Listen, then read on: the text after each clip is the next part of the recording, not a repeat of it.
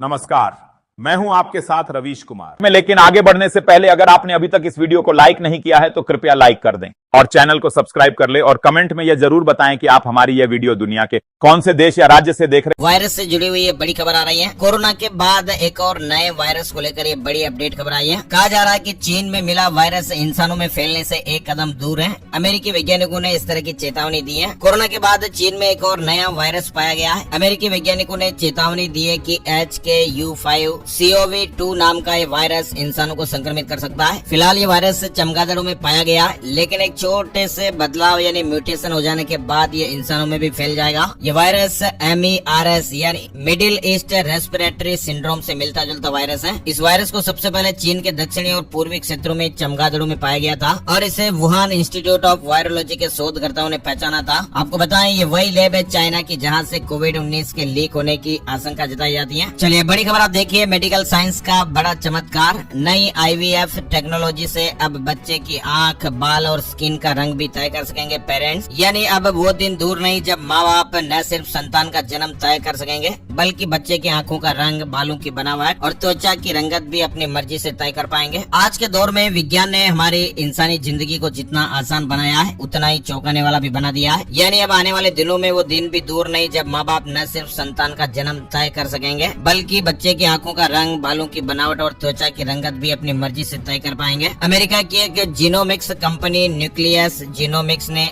IVF technology के जरिए एक ऐसा सॉफ्टवेयर तैयार किया है जो बच्चों के जीन को ऑप्टिमाइज कर सकता है। यानी दोस्तों अभी तक क्या हो रहा था कि अब तक IVF में लैब में एग और स्पर्म को फर्टिलाइज कर भ्रूण को महिला के गर्भ में प्रत्यारोपित किया जाता था, लेकिन न्यूक्लियस जीनोमिक्स ने इसके एक कदम आगे बढ़ते हुए न्यूक्लियस एम्ब्रायो नाम की एक जेनेटिक ऑप्टिमाइजेशन सॉफ्टवेयर टेक्नोलॉजी विकसित की है जो भ्रूण के DNA का विश्लेषण कर 900 से ज्यादा बीमारियों की आशंका को जांच सकता है। इनमें डायबिटीज, हार्ट डिजीज, कैंसर जैसी गंभीर बीमारियां भी शामिल हैं। और इन बीमारियों तक ही नहीं, ये टेक्नोलॉजी भ्रूण में IQ से जुड़े मार्कर्स, डिप्रेशन, एंजाइटी जैसी मानसिक स्थितियों, BMI और कद जैसी खूबियों की भी जानकारी देती है। यानी अगर ये जो खबर है दोस्तों अगर वास्तविकता में दुनिया में आई तो बहुत बड़े परिवर्तन और बदलाव देखने को मिल सकते हैं। और आने वाले समय में IVF के जरिए जो लोग बच्चा पैदा करने का प्लान कर रहे हैं वे क्लिनिक से 20 भ्रूणों के DNA डेटा को अपलोड कर सकते हैं। सॉफ्टवेयर उनका विश्लेषण करेगा और फिर एक डिटेल रिपोर्ट देगा जिससे माता पिता ये तय कर पाएंगे कि कौन सा भ्रूण उनके लिए बेस्ट रहेगा, अच्छा रहेगा। ये टेक्नोलॉजी मेडिकल साइंस की एक बड़ी जी हाँ एक बड़ी छलांग मानी जा रही है। लेकिन अब इससे जुड़े कई एथिकल सवाल भी खड़े होंगे। क्या इंसान अब बच्चों को डिजाइन करेगा? कंपनी के 25 वर्षीय फाउंडर कियान सादेगी कह रहे हैं जैसे लोग अपनी सेहत जानने के लिए DNA टेस्ट कराते हैं वैसे ही भ्रूण का चयन भी लंबी और सेहतमंद जिंदगी के लिए है। तो इस तरह की मीडिया रिपोर्ट्स और खबरें भी काफी ज्यादा भी चल रही है, आप जरूर और डिटेल से जानकारियां ले सकते हैं। चलिए फिलहाल आगे बढ़ते हैं। बड़ी खबर देखिए आप, किरण रिजिजू ने लॉन्च किया उम्मीद पोर्टल। वक्फ संपत्तियों के प्रबंधन में पारदर्शिता आएगी। केंद्रीय अल्पसंख्यक कार्य और संसदीय कार्य मंत्री किरण रिजिजू ने शुक्रवार को नई दिल्ली में उम्मीद सेंट्रल पोर्टल का शुभारंभ कर दिया है। और ये पोर्टल भारत में वक्फ संपत्तियों के प्रबंधन को आधुनिक और पारदर्शी बनाने की दिशा में एक महत्वपूर्ण कदम माना जा रहा है। वहीं आप देखिए PM मोदी का सेंट्रल एशिया प्लान तैयार।